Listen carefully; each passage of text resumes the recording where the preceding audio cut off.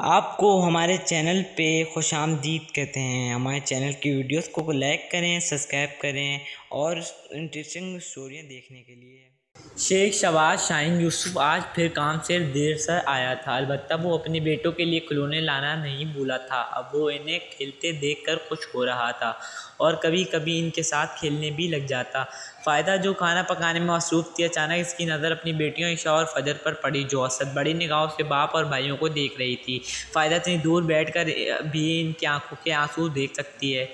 फ़ायदा के दिल में यूसुफ के लिए नाराज़गी के जज्बात उभरे। वो जल्दी जल्दी काम ख़त्म करके यूसुफ के पास आ गई और पूछने लगी, ईशा और फजर के लिए क्या लाए हो? यूसुफ ने हैरानी से फ़ायज़ा की तरफ देखा और कहने लगा, मैं इनके लिए क्या लाता। रास्ते में मुझे नहाल और बिलाल के लिए खिलौने नज़र आए तो इनके लिए मैंने ख़रीद लिए। ये सुनकर फ़ायज़ा को बहुत गुस्सा आया और दोनों की लड़ाई हो गई। हर दफ़ा यूँ ही होता है, यूसुफ नहाल और बिलाल के लिए ज़रूर कुछ ना कुछ लाता, मगर बेटियों के लिए शादू नादिर ही कभी कोई चीज़ लाता था। फ़ायदा को अब यकीन होता जा रहा था कि यूसुफ बेटियों की नस्बत बेटियों से ज़्यादा प्यार करता है और ईशा और फजर बाप के प्यार को तरसती हैं। ये सोच फ़ायदा के दिलो दिमाग पर इस तरह हावी हुई कि इसके दिल में निहाल और बिलाल के लिए शदीद नफ़रत पैदा होने लगी। वो बिलाल और निहाल से नफ़रत का इज़हार करने लगी थी, लेकिन यूसुफ की वजह से चुप हो जाती। यूसुफ फ़ायदा के इस रवैये से सख्त परेशान था। इसको समझ न आती फ़ायदा बच्चों के साथ क्यों ऐसे पेश आती है। फ़ायदा के दिल में ख्याल आया, अगर निहाल और बिलाल ना होते तो यूसुफ अपनी सारी तवज्जो और मोहब्बत ईशा और फजर की तरफ देगा। अब हर वक्त यही सोचती रहती, हर काम गैर दिमागी से सर अंजाम देती।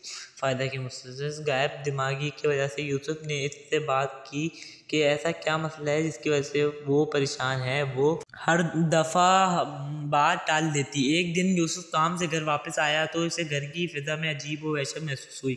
उसकी दुनिया लट चुकी थी। वो सुबह सही सलामत निहाल को छोड़कर गया था और अब सहन में वो मुर्दा हालत में पड़ा था। सबसे हैरानकुन बात यह थी कि फ़ायदा की आंखों में गम के बजाय एक वहशत थी।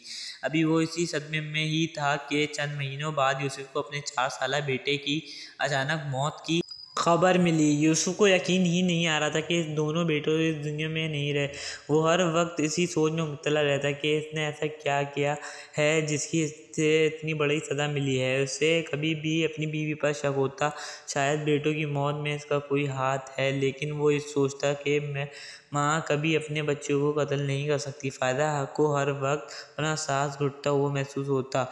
इसे लगता कि इसके बच्चे इसे बुला रहे हैं। वो रात को उठकर चीखी मारती। फ़ायदा को अपने बच्चों की रूह नज़र आती। यूसुफ पहले समझा कि शायद ये अभी तक सदमे में है। वो उसे प्यार से बहुत समझाता, लेकिन फ़ायदा पर किसी का कोई असर न होता। फ़ायदा की हालत दिन बे दिन बिगड़ती जा रही थी। यूसुफ ने काफ़ी इलाज करवाया, लेकिन वे सो रहा था।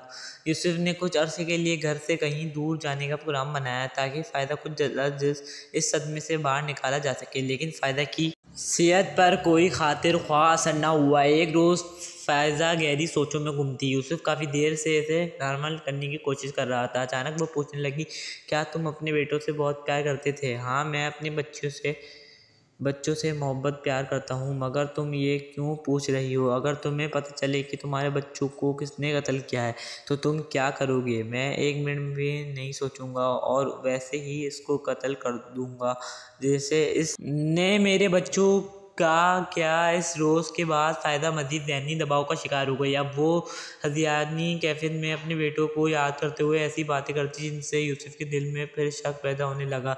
एक दिन यूसुफ मामूल से जल्दी घर आ गया। फ़ायदा एक ऊंचे टेले पर बैठी इधर उधर देख रही थी कि अचानक उसकी नज़र ईशा और फजर पर पड़ी, जो अपने बाप के साथ खेलने में मसरूफ़ थी। ये देखकर फ़ायदा को खुशी महसूस हुई, साथ ही साथ इसे अपने बेटों की शदीद कमी भी महसूस हुई। इसे हर जगह निहाल और बिलाल की आवाज़ें और शौले नज़र आने लगे। इसे अपना दिमाग फटता हुआ महसूस हुआ। इसका साथ बंद होने लगा। यूसुफ की नज़र अचानक फ़ायदा पर पड़ी। इसकी बिगड़ती हालत देखकर यूसुफ इसकी तरफ लपका, लेकिन फ़ायदा के अल्फाज इनके कदम जमा दिए। मैंने अपने बच्चों को मार डाला, कत्ल कर दिया मैंने अपने बेटों को। यूसुफ ने नफ़रत भरी निगाह फ़ायदा पर डाली और पूछा, तुम ये सब कैसे कर सकती हो? तुमने अपने हाथों से ही अपने बच्चों को मार दिया। तुम कैसी माँ हो? तुम माँ कहलाने के भी लायक नहीं हो। कोई माँ इस हद तक जालिम नहीं हो सकती। तुमने ऐसा क्यों किया? ये सब कुछ मैंने अपनी बेटियों के लिए किया है। तुम हर वक्त निहाल और बिलाल से प्यार करते थे, ईशा और फजर की तुम्हें कोई परवाह ना थी। ये सुनकर यूसुफ मजीद आग बबूला हो गया। जैसे मेरे लिए निहाल और बिलाल थे, वैसे ही ईशा और फजर थी। फ़र्क मैंने नहीं किया, फ़र्क तुम्हारी सोच में था। तुम एक नफसियाती मरीज़ा बन चुकी हो। मैं और मेरी बेटियां अब मज़ीद तुम्हारे साथ नहीं रह सकी। आज तुमने अपने बेटों को अपनी बेटियों के लिए मार दिया है, कल तुम अपनी बेटियों को किसी और के लिए मार दोगी। मैं फजर और ईशा को लेकर हमेशा हमेशा के लिए तुम्हारी ज़िंदगी से दूर चला जाऊँगा और अब तुम्हारी सज़ा का फैसला अदालत करेगी। वो फ़ायदा को रोती चीखती छोड़कर बच्चियों के पास चला गया।